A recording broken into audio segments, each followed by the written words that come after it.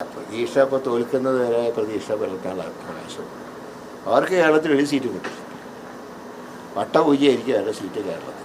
ഇക്കാര്യത്തിൽ 101% ഉറപ്പാണ്. 1% പോലും അവർക്ക് പ്രതീക്ഷയ്ക്ക് വഴിയില്ല. പിന്നെ സ്ത്രീകളും ചെറുപ്പക്കാരൊക്കെ സിനിമാ നടനെ തൊട്ടടുത്ത് കാണുമ്പോൾ കുറച്ചൊക്കെ അടുത്ത് കൂടും, സെൽഫി എടുത്ത് വോട്ട് അവർക്ക് ഇഷ്ടമർപ്പിക്കും.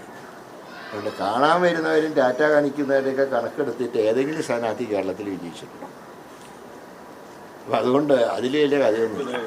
BJP 5 വർഷമായി സംഘടനാ തലത്തിൽ ഇപ്പോൾ സുരേഷ് ഗോപി തന്നെ വീണ്ടും മത്സരിക്കുമെന്നതുകൊണ്ട് വോട്ടുകൾ ചേർക്കുന്നതിനുള്ള സിസ്റ്റം എണ്ണയിട്ട യന്ത്രം പോലെ പ്രവർത്തിച്ചിട്ടുണ്ട്. കോൺഗ്രസിൻ്റെ ആ ഒരു സംഘടനാ സംവിധാനം എത്രത്തോളം ഗുണകരമായിരുന്നു? കോൺഗ്രസ്സിൽ ഇപ്പോൾ അങ്ങനെ വിട്ടുപോയ വോട്ടുകളൊന്നുമില്ല. ഒരുപാട് പ്രയാസങ്ങൾക്കിടയിൽ പോലും ഞങ്ങളുടെ പ്രവർത്തകർ നല്ല രീതിയിൽ പ്രവർത്തിച്ചിട്ടുണ്ട്. സംഘടനാപരമായിട്ടുള്ള ചില ദൗർബല്യങ്ങൾ പാർട്ടിക്ക് കേരളത്തിലുള്ളതിൻ്റെ ഒരു ഭാഗം തൃശ്ശൂരുമുണ്ട്. അതല്ലാതെ പ്രവർത്തനത്തിലൊരു അലംഭാവം ഉണ്ടായിട്ടില്ല. ഇനി അങ്ങനെ ഏതെങ്കിലും ഒറ്റപ്പെട്ട കേസുകൾ റിപ്പോർട്ട് ചെയ്യപ്പെട്ടാൽ അവർക്കെതിരെ കർശന നടപടിയുണ്ട്.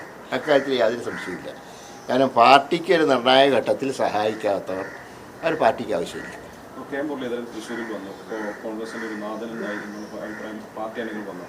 അപ്പോൾ ഇനി ഇലക്ഷൻ റിസൾട്ട് മോശമാണെന്നിരിക്കട്ടെ, കെ മുരളീധരൻ തൃശ്ശൂരിൽ തന്നെ ഉണ്ടാകും. അല്ല, അതിനെക്കുറിച്ചൊക്കെ പിന്നെ ആലോചിക്കേണ്ടതാണ്. ഇപ്പോൾ ഇലക്ഷൻ റിസൾട്ട് മോശമാണെങ്കിൽ സാഹചര്യങ്ങൾ പരിശോധിച്ചിട്ട് വേണ്ട ചെയ്യും. അതല്ലാതെ ഇവിടെ തന്നെ നിന്ന് ജയിക്കുന്നവർക്കൊരു തലവേദന ഉണ്ടാക്കുന്ന സിസ്റ്റം എനിക്ക് ആദ്യമില്ല. ഏതെങ്കിലും തിരഞ്ഞെടുപ്പിൽ പരാജയപ്പെട്ടാൽ ജയിക്കുന്നവർക്ക് അവിടെ ചില ആൾക്കാരുണ്ടല്ലോ സ്ഥിരം അവിടെ തന്നെ കെട്ടിക്കിടന്ന് ജയിക്കുന്നവരുടെ ദോഷങ്ങൾ കണ്ടുപിടിക്കും. ഞാൻ അങ്ങനത്തെ ഒരു ശൈലി എനിക്കില്ല. ഏതായാലും അങ്ങനെ മോശപ്പെട്ട റിസൾട്ടിന് ഒട്ടും സാധ്യതയില്ല. രാവിലെ രാജ്മോഹൻ ഉണ്ണിത്താൻ്റെ പ്രതികരണം വന്നിരുന്നു. അങ്ങനെ ഈ രാജ്മോഹൻ ഉണ്ണിത്താൻ BJPയിലേക്ക് പോകുമോ എന്നൊരു ആരോപണം വന്നിരുന്നു. അതിന് മറുപടിയായിട്ട് പറഞ്ഞത് എൻ്റെ അച്ഛൻ കരുണാകരൻ അല്ലല്ലോ, അതൊരു പരിഹാസരൂപേണയാണ് മറുപടി തന്നത്.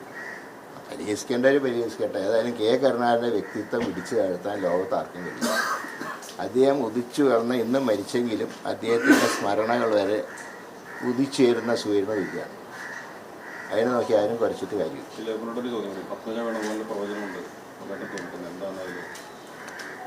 അവനെ തന്നെ ജയിക്കാൻ കഴിഞ്ഞില്ലേ, പിന്നെയാണ് മറ്റുള്ളവർ ജയിക്കുകയോ തോൽക്കുമെന്ന് പറയുന്നത്. 2 തവണ സുഖമായിട്ട് ചാൻസ് കിട്ടി, അതും തോറ്റു.